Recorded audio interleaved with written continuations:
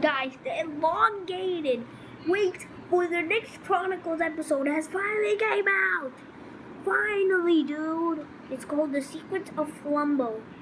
Let's just dive into this. I've been waiting too long for this. Okay. The iconic family mural of Ban Ban's kindergarten is the spirit of the facility. At first glance, it might seem that the family mural showcases 6 different characters. Yep. But what if I told you that there are actually 7? A blue creature that looks 6, eerily 7? similar to the red one that it's hidden under. And why this blue creature was never meant to be found and how he was eventually found is exactly what's answered in Garten of Banban Zero and Garten of Banban Anti-Devil. What the? This blue creature is Original Banban, as he is currently named in the game files. But you might know him better by his public name, Flumbo. That's right! This one is actually Flumbo. And longtime viewers of the Banban Chronicles might recognize his public name from episode 1. But this time around, this is actually Flumbo. The Garten of Banban cast each have their own detailed story and personality, and that's what makes Garten of Banban unique. Join me on the 5th episode of the Banban Chronicles, narrated by me, Ty Coker, the voice actor of the Bitter Giggle Assistant, a series where we dedicate each episode to discussing the history and secrets of a member of the Garten of Banban cast.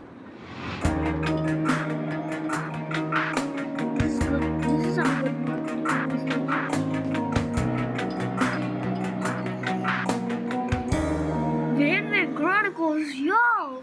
The main storyline of Garten of Banban Anti-Devil revolved around the intense rivalry between Banban and Flumbo.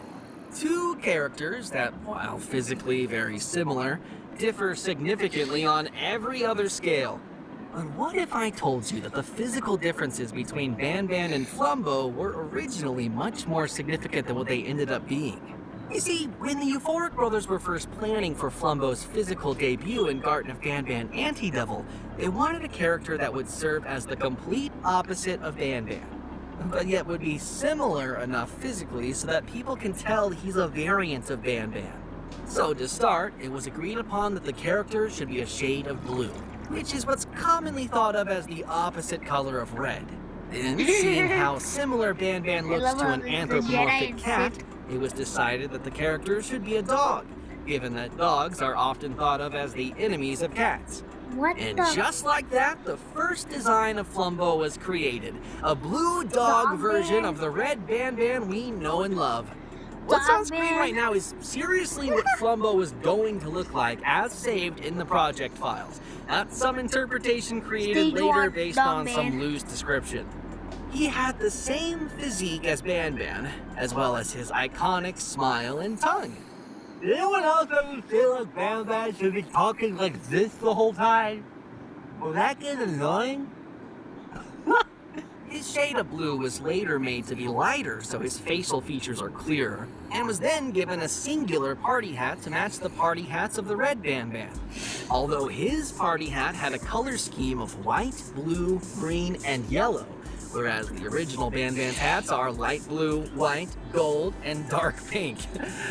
However, after the design was finished, it really felt like it shifted too far from Banban's original design, which was not the goal. And so the character was restored back to being a cat, banishing Dogban into the dark realm of unused character designs.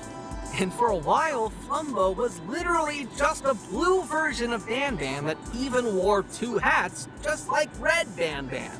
Sometime later, his hats were taken away, and a variety of different accessories were tested on him to see what looked cool and interesting. Things like different eyes, eyebrows, mouth designs, colors, and more were all given to Flumbo at one point. If Flumbo is the main character of the cast, he needed to be the character that all the other cast members looked up to. And you know who others look up to? Superheroes! And that's exactly what Flumbo was originally going to look like. A superhero! He had 2 yellow gloves, 2 yellow boots, a wider smile than the red Ban-Ban, a yellow beard, and yellow eyebrows. But he once again started to look a little too different from Ban-Ban. So his boots were taken away, and then eventually his gloves too, leaving Flumbo the way we know him today. Naked. What do you think of these previous designs? Let us know in the comments below Oh my which one God. is your favorite.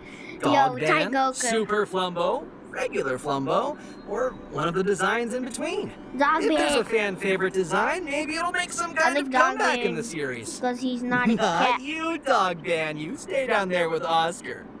But what if I told you that's not everything Oscar. related to Flumbo that was eventually scrapped or ended up unused? Much like all of the other characters, Flumbo too has unused voice lines. Oh, And shit. there is one in particular that has a very interesting We wanna hear backstory. And this particular line is Flumbo's laugh. Take a listen. Huh? This laugh That's was just you, intended to play Tygoku. after Flumbo grabs you Ridicule's and laugh. jumps off Syringen's balcony with you. Because at this particular scene, Flumbo still thinks you're playing hide and seek. As far as he knew, this was all a game. This laugh was taken out so far into development of Garten of Ban-Ban Anti-Devil that there's versions of it in every language that dubbing is available in. So Oh, English, French, Spanish, Portuguese, Russian, Korean, Japanese, and German. Take a listen. Oh, no, we don't need to listen to this.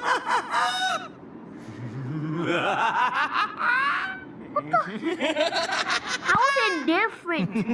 Tell me, it's just noise. How is it different? That's just Hitler at this point.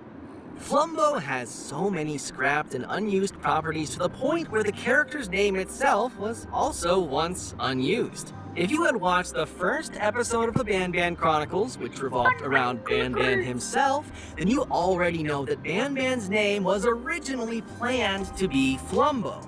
This is noticeable in the game files where many of Ban-Ban's assets have Flumbo in the name, not Ban-Ban. The entire game itself was originally going to be called Flumbo and Friends, not Garten of Ban-Ban. But of course, you know by now, things took a very different course. Ban-Ban became Ban-Ban, not Flumbo, and Garten of Ban-Ban became Garten of Ban-Ban instead of Flumbo and Friends.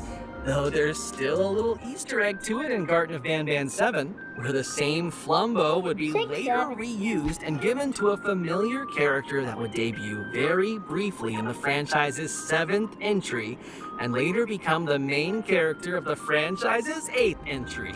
This character would also fittingly become a kind of an original version of Ban-Ban, much like how Flumbo was the original name of Ban-Ban.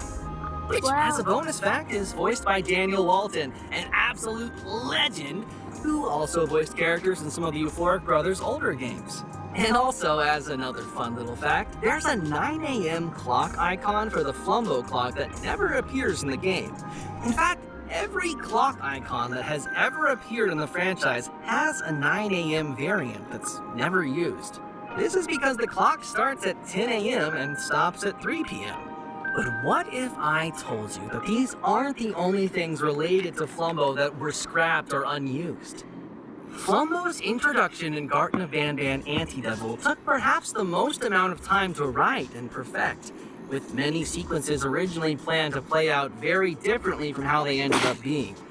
In the many original scripts, as well as the final script, the plot is relatively the same up until the point where you open Flumbo's closet for the very first time. Although the prison sequence was a lot crazier originally, but that we'll discuss in future episodes of Ban-Ban Chronicles. In the final version of the script, you approach the closet as normal, only to find Ban-Ban already there right before he was going to open it to let Flumbo out. Ban-Ban then greets you and explains afterwards that he was sent there to bring someone that was in the closet. However, as soon as he opens the closet slightly, Flumbo would sprint out and run away from both you and Ban-Ban. He tells you to follow him into the Garten of Ban-Ban 0 area, where he tells you that the person he's looking for thinks he's still playing hide and seek, and that he must be somewhere in the area. You then play a short game with Banban where you try to find Flumbo in the Garden of Banban Zero area, which Flumbo eventually loses when you both catch him. You'd then all board the train together like the final script, but the events that happen inside were also changed. Instead of being shocked that Sir Engine wants to hunt you down, Banban was originally meant to already know that, and that on the train he'd call Sir Engine via a walkie-talkie, telling him he's got Flumbo, but not the human. He'd tell you that Sir Engine has everyone under control using shock collars placed around their necks, including the Jivanium citizens.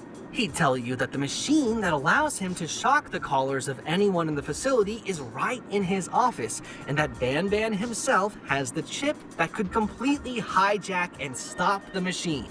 And that he himself can't go back with it because he'll get searched, and if they find it, he'll be caught. So he gives it to the player and tells them to meet back with him in the tower using the back door. Sound familiar? The player would then be dropped off at the old clinic and then have to make their way through, similar to the final version of the script. Although the sequence of the old clinic itself too was also changed quite a bit, but that's for another video. The player would make their way into the tower, up the elevator, plant the chip where Banban wanted it, and then enter Sir Engine's office to find Flumbo strapped to a bed. Once again, similar to the final version of the script. Flumbo is freed, Sir Engine discovers that Flumbo is freed, then Flumbo grabs you and you both jump off the balcony together to find yourself awakening in the Jivanium village. And although there are many other things that were changed from the original scripts and the final script, that will need to be discussed in later episodes. This is all we can share in this episode regarding Flumbo's involvement, as not to spoil too much of the future episodes. For example, the fact that a very familiar character was meant to appear in Garten of Banban Anti-Devil and play a major role, but never did, as to save his reappearance for a later game. Or the fact that the remote was not originally meant to shoot electricity and instead do something completely different, but just as cool. But wait, what's that cute little Banban plushie doing here? Stay tuned for the next episode of the Banban Chronicles, where the secrets and history of another character will be revealed. Comment down below which character you want to learn more about next, and keep on Flumboing! That doesn't work as well. Keep on Banbanning! By Ty Coker. By Jenny Lynn. Wow. We actually get to find some more. And since he said, oh, look at that Banban plushie. I think, honestly, next one's going to be either like Varza or like an unreleased characters. You know, like coming up.